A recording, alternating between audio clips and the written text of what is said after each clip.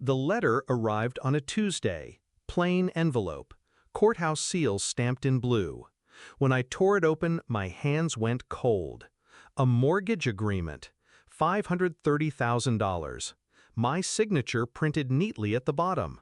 Except, I had never signed it. My parents had.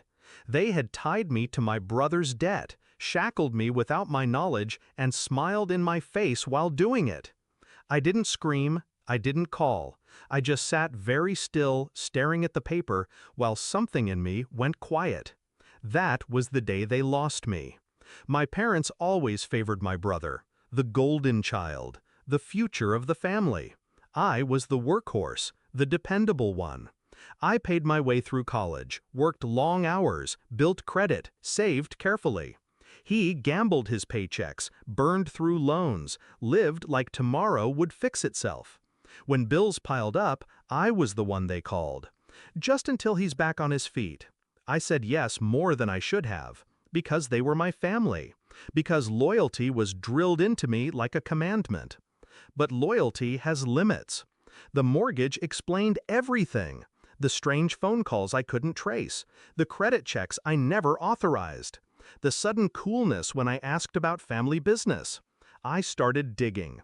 County clerk's office, public records, and there it was in black and white, my name, my credit, my liability. They had walked into a courthouse and used me like collateral. My parents, not strangers, not thieves, my parents.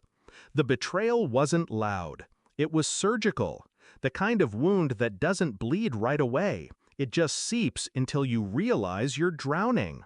Rage would have been easy, but rage burns fast. I needed something colder. I didn't storm to their house. I didn't demand answers. Instead, I called a lawyer, then another, then a third. I learned about fraud, about forged signatures, about liability and escape clauses. Every detail became a weapon I could polish. And I made a promise to myself. They would never put me in a cage I didn't build. Step 1. Document everything. I scanned the mortgage, the forged signature, the trail of filings. I pulled my credit report, time-stamped the hits, filed complaints quietly, like a ghost. Step 2. Sever my liability. Through my lawyer, I filed a notarized affidavit of forgery with the county. The bank froze the loan, pending investigation. The mortgage, the house they had already celebrated owning, suddenly became unstable ground. Step 3. Shift the weight. I forwarded the evidence to the district attorney's office.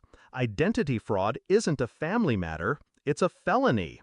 And the DA doesn't care about bloodlines. Step 4. Disarm and disappear.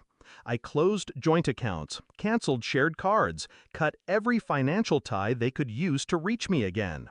By the time they realized what was happening, the bridge between us was ash. The confrontation came 3 months later. My parents showed up at my apartment, pale and frantic. "You've ruined us," my mother spat, eyes wide with panic.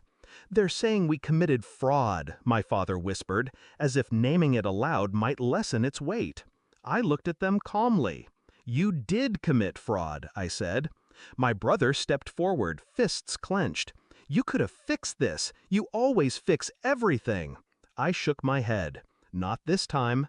Their faces shifted. Fear, confusion, then the dawning horror of consequences they never imagined would reach them. Court summons, frozen assets, a mortgage under criminal review. I didn't yell. I didn't gloat. I just told the truth they had tried to bury. You thought I was your safety net. You forgot nets can strangle too. The case dragged on. Investigations, hearings.